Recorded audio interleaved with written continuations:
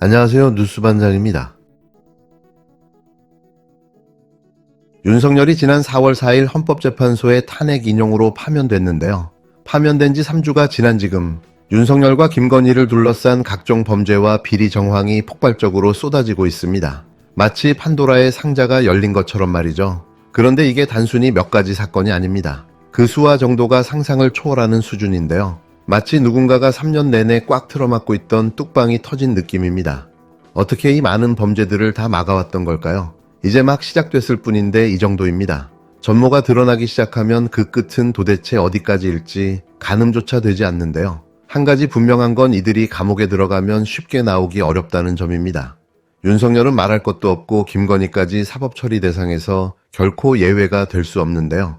대통령 부인이라서 봐주는 시대는 끝났습니다. 오히려 드러난 정황만 놓고 봐도 김건희가 주범이라고 해도 과언이 아닌 겁니다. 2022년 국회의원 재보궐선거를 앞두고 김영선 전 국힘당 의원의 불법 공천에 윤석열과 김건희가 개입했다는 의혹이 이미 제기됐는데요. 이번에는 또 다른 이름이 등장했습니다.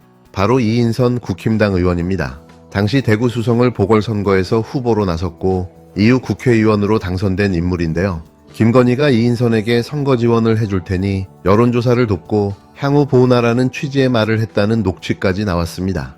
단순한 공천이 아니라 노골적인 공천 거래였던 거죠. 여기에 김태우 전 강서구청장의 공천에도 윤석열이 직접 개입했다는 육성 녹취가 공개됐는데요. 이쯤 되면 공천 과정이 정당 절차가 아니라 대통령 개인의 이해관계를 위한 정치 사유화의 수단이었던 겁니다. 뿐만 아니라 현금 5천만 원이 담긴 한국은행 관봉신권 돈다발을 건진법사가 전달받았다는 의혹도 다시 주목받고 있는데요.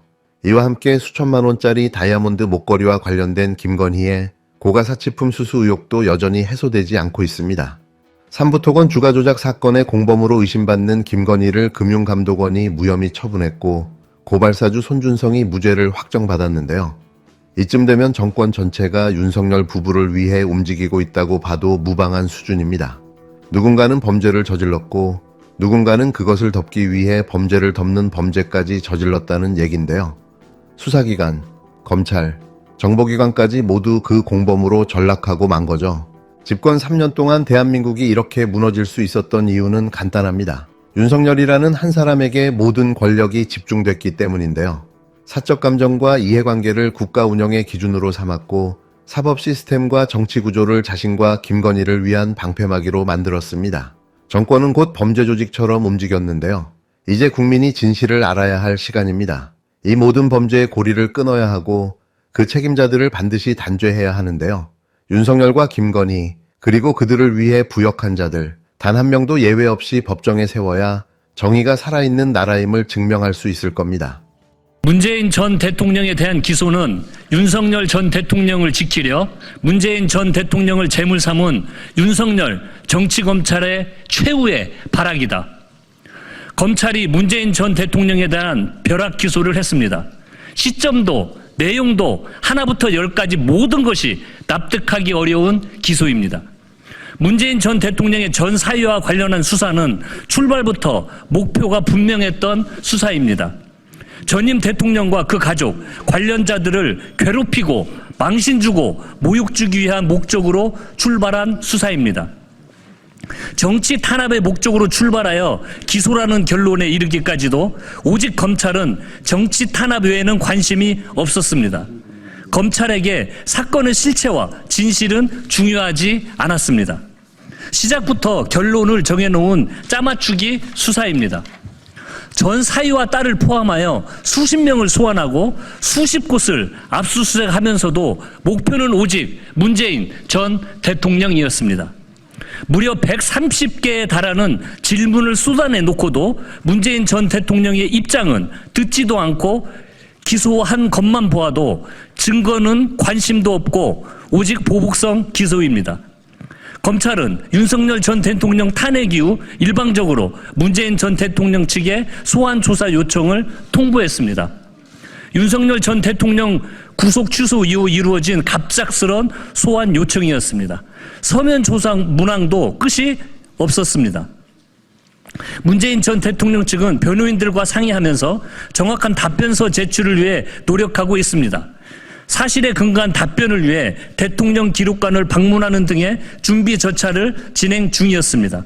전주지검도 당연히 이 같은 사실을 알고 있었습니다. 문재인 전 대통령이 뇌물 혐의로 기소됐는데요. 이게 수사 결과라기보단 거의 창작물입니다. 그것도 판타지에 가까운 이야기인데요. 전주지검이 내놓은 기소 내용을 보면 이건 수사도 기소도 아닙니다. 그냥 윤석열과 검찰이 정치적 욕망을 종이에 써붙인 꼴인 거죠. 사위가 출근해서 받은 월급이 문재인 전 대통령에게 전달된 뇌물이라고 하는데요. 월급쟁이한테 월급 준 게 뇌물이라면 이 나라 모든 장모님들이 지금 당장 수사받아야 합니다. 그런데 그걸 무려 3년 5개월이나 들여다봤다는 건데요. 얻은 결론이 고작 이겁니다. 더 어이없는 건 조사도 없었고 통보도 없었다는 점인데요. 문 전 대통령 측은 검찰이 보내온 130개 질문에 대해 서면 답변을 준비하고 있었습니다.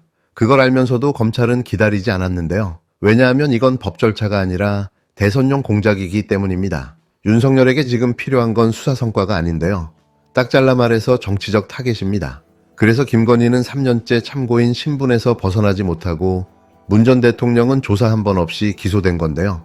이건 정의의 이름으로 움직이는 게 아니라 권력의 충성으로 움직인 결과입니다. 쉽게 말해 정치 보복인데요. 물귀신처럼 자꾸 늘어지며 문 전 대통령도 같은 범죄자로 만들겠다는 거죠. 기소 내용도 황당한데요.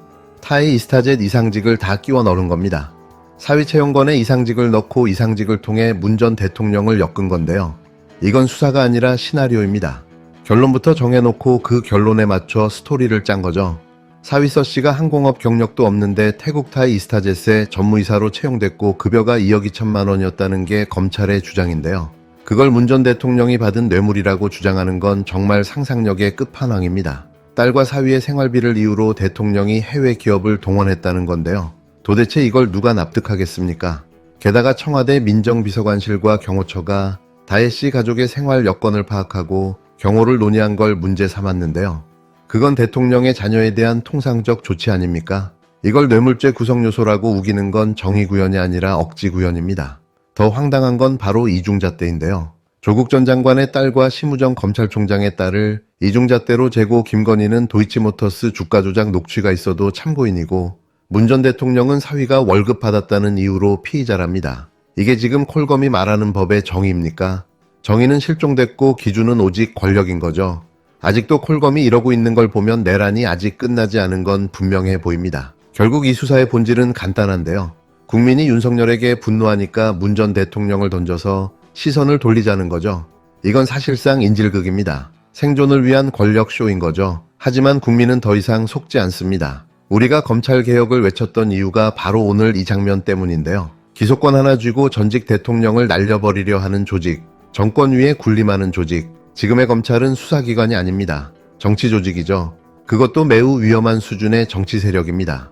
이승만고 노무현 대통령의 얼굴이 떠오르는데요. 정말이지 두 번은 용서할 수가 없습니다. 윤석열이 남긴 건 오직 증오와 복수의 정치였는데요. 그 끝에 문 전 대통령이 기소됐고 국민은 다시 싸워야 할 이유가 생겼습니다. 역시 그 대상은 정치검찰인데요. 국힘당, 검찰, 윤석열 이 셋이 만들어낸 최악의 콜라보는 오래가지 못할 겁니다. 왜냐고요? 국민은 그렇게 어리석지 않습니다. 이미 이 사건이 왜 지금 순간에 튀어나왔는지 또 그 목적이 무엇인지를 정확하게 알고 있는데요. 벌써부터 걱정입니다. 이재명 대통령이 새롭게 열어갈 대한민국에 처리할 게 산더미처럼 쌓여 있으니 말이죠.